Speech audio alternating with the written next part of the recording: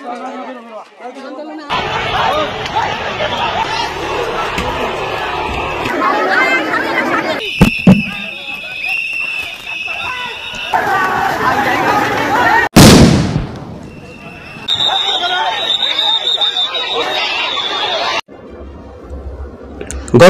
Supreme কোর্টের বিচারকদের প্রসঙ্গে কথা বলতে গিয়ে এক সাবেক প্রধান বিচারপতির কথা বলেছিলাম, সাবেক প্রধান বিচারপতি খায়রুল হকের কথা। বাংলাদেশ আজকে যে ধ্বংসের কিনারায় এসে দাঁড়িয়েছে তার পেছনে শেখ হাসিনার সাথে তার পরপরই এবং তার প্রধান সহযোগী যে কোনো বিবেচনায় এই বিচারপতি খায়রুল হক। উনি এখনও কাগজে কলমে একটা পদে আছেন, আইন কমিশনের চেয়ারম্যান। প্রধান বিচারপতির পদমর্যাদায় তিনি রিটায়ারমেন্টের পদ থেকে টানা এই পদে এখনও আছেন। উনি এখনও আছেন, আমি এই মার্চেও উনি অ্যাক্টিভ ছিলেন, আমি দেখাবো আপনাদেরকে একটু পরেই। একটা রাষ্ট্রের বিচার বিভাগ এবং তার প্রধান বিচারপতি রাষ্ট্রের জনগণের জন্য অত্যন্ত গুরুত্বপূর্ণ একজন মানুষ। বাই নেচার রাষ্ট্র কোয়ার্সিভ হয়, ও বল প্রয়োগ করতে চায় এবং বহু সময় সে বল প্রয়োগ করতে গিয়ে অন্যায়ভাবে বল প্রয়োগ করে। নাগরিককে, রাষ্ট্রের অন্য প্রতিষ্ঠানকে তখন সরকারের হাত থেকে বাঁচায় বিচার বিভাগ। এই খায়রুল হক নামের নোংরা লোকটা, বর্বর লোকটা শেখ হাসিনার সহযোগী হয়ে এই স্ট্রাকচার, এই দেশ ধ্বংস করার প্রাথমিক এবং গুরুত্বপূর্ণ পদক্ষেপটা নিয়েছিলেন। সেটা হচ্ছে তত্ত্বাবধায়ক সরকার বাতিল করা। আমরা জানি ত্রয়োদশ সংশোধনী বাতিল করে রায় দিয়েছিল সুপ্রিম কোর্টের আপিল বিভাগ, এবং এই ভদ্রলোক শুধু রায় দিয়ে ক্ষান্ত হননি, জালিয়াতি করেছেন। একজন জালিয়াত, উনি জালিয়াতি করেছেন। আমি সেটাও আসছি। আমাদের মনে থাকার কথা, একটা রিট হয়েছিল, তারপর সেটা শুনানি হচ্ছে এবং সেই শুনানিতে অ্যামিকাস কিউরিদেরকে ডাকা হয়েছিল। এটা একটা Latin idiom, so far I know এটা ল্যাটিন সম্ভবত, এটার ইংরেজিতে এটা হচ্ছে ফ্রেন্ডস অফ দ্য কোর্ট। কখনো কখনো খুব জনগুরুত্বপূর্ণ বিষয় যদি হয়, অতি গুরুত্বপূর্ণ যদি বিষয় হয়, তখন দুই পক্ষের আইনজীবী ছাড়াও আদালত অ্যামিকাস কিউরিদেরকে ডাকে, এবং অ্যামিকাস কিউরিয়া হচ্ছেন বহু লম্বা সময় ধরে টেস্টেড, আইনের জ্ঞানে, প্রাজ্ঞতায়, অভিজ্ঞতায় সব কিছুতে সমৃদ্ধ আইনজীবীরা হচ্ছে অ্যামিকাস কিউরি হন। 8 জনকে ডাকা হয়েছিল। আমি এদের নাম পড়ি, আপনারা যে কেউ মনে করতে পারো যারা একটু খোঁজ খবর রাখি। জনাব টি.এইচ. খান, ডক্টর কামাল হোসেন, আমিরুল ইসলাম, মাহমুদুল ইসলাম, রকনউদ্দিন মাহমুদ, ব্যারিস্টার রফিকুল হক, এম জহির। এই হচ্ছে 7 জন। তারা তত্ত্বাবধায়ক সরকারের পক্ষে দাঁড়িয়েছিলেন। রফিকুল হক এবং এম জহির যেটা করেছিলেন সেটা হলো তারা একটু সংস্কারের কথা, কিন্তু তত্ত্বাবধায়ক সরকার থাকবে সেটা বলেছিলেন। শুধু একজন, জনাব আজমালুল হোসেন কিউসি, তিনি এটা সংবিধানের সাথে সাংঘর্ষিক বলে বাতিল করতে বলেছিলেন। তারপর আমাদের নিশ্চিতভাবে আমরা বুঝতে পারি যখন এই অ্যামিকাস কিউরিরা বলেন তত্ত্বাবধায়ক সরকার সাংঘর্ষিক না এবং রাখতে হবে, সেটাই প্রত্যাশিত রায় হবার কথা ছিল। কিন্তু না, জনাব খায়রুল হকের ভেতরে শয়তানি ছিল। উনি শেখ হাসিনার দোসর হয়ে তার ক্ষমতাকে চিরকাল নিয়ে যাওয়ার চেষ্টার জন্য বসেছিলেন। রায় দেয়া হলো, প্রাথমিক রায়টা এইরকম ছিল, ডকুমেন্ট আছে, আমি এটা নিয়ে ডিটেল ভিডিও করেছি, আজ আর ডকুমেন্ট খুঁজতে যাচ্ছি না, জেনে রাখুন, আমি জেনে বলছি, এটা জেনুইন, আপনারা খুঁজলেই পেয়ে যাবেন।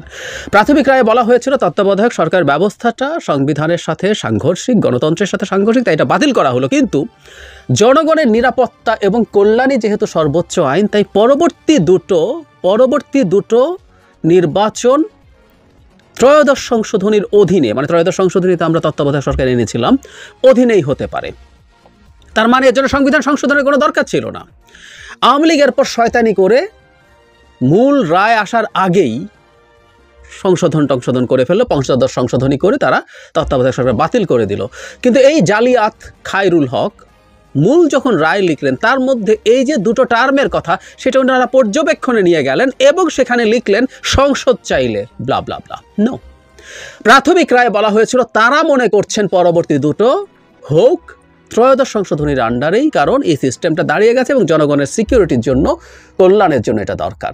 এই জালিয়াতিটাও উনি করলেন পরবর্তীতে পূর্ণাঙ্গ রায়। এই যে আমরা আজকে শুনি না সংসদ চাইলে হতে পারে বলেছে, এটা মিথ্যা কথা।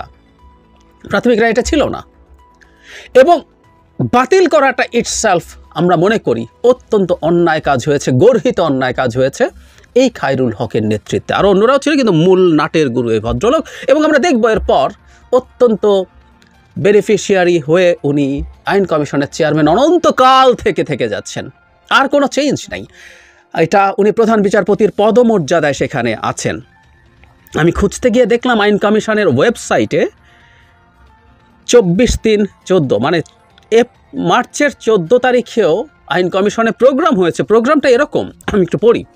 আইন কমিশনের চেয়ারম্যান মাননীয় বিচারপতি জনাব ABM খায়রুল হক মহোদয়ের সভাপতিত্বে গত 10 মার্চ 2024 খ্রিস্টাব্দ তারিখ রবিবার বিকাল 3 ঘটিকায় বিচার প্রশাসন প্রশিক্ষণ ইনস্টিটিউটের সেমিনার হলে জাতির পিতা বঙ্গবন্ধু শেখ মুজিবুর রহমানের 104তম জন্মবার্ষিকী উপলক্ষে জাতির জনক বঙ্গবন্ধু শেখ মুজিবুর রহমানের জীবন ও কর্ম শীর্ষক একটি আলোচনা অনুষ্ঠান আয়োজন করা হয়। বিভিন্ন পর্যায়ে বিচার বিভাগীয় কর্মকর্তারা ব্লা ব্লা ব্লা অনেকে ছিলেন।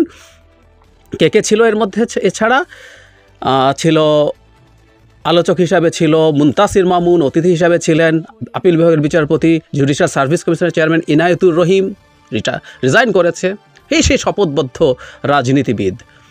তারপরে বিচার প্রশাসন ইনস্টিটিউটের নাজমুনারা সুলতানা, আইন কমিশনের সদস্য আবু বকর সিদ্দিকী, এরকম অনেকগুলো নাম অনুষ্ঠানটির সঞ্চালনায় ছিলেন আইন কমিশনের লেজিসলেটিভ ড্রাফটসম্যান অতিরিক্ত জেলা জজ জনাব আবেদা সুলতানা, আইন কমিশনের সচিব ইত্যাদি ছিলেন। মানে এই মার্চেও উনি বঙ্গবন্ধুর জীবন কর্ম নিয়ে প্রোগ্রাম করছেন, উনি ছিলেন এই পোস্টটায়।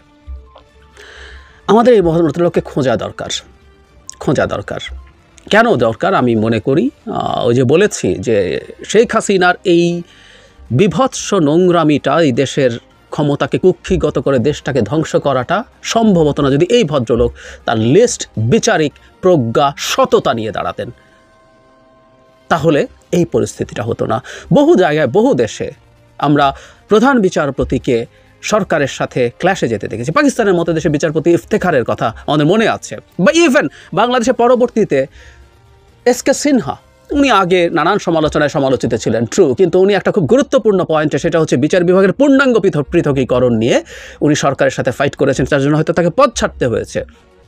সো এই ফাইটটা করা যেতে, আর ফাইট দূরে থাকুক, উনি এই বাকি কাজ করে দিয়েছেন।